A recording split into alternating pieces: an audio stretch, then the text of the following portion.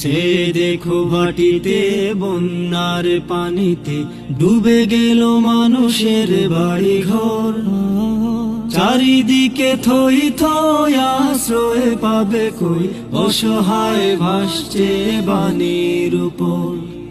ওদের লাগি তাই মাথা গুজার ঠাই, ওদের লাগি তাই মাথা গুজার ঠাই, একটু কি করতে পারি না সবাই? এসো বন্ধু এসো, বানভাসী মানুষের পাশে দাঁড়াই। এসো বন্ধু এসো, বানভাসী মানুষের পাশে দাঁড়াই।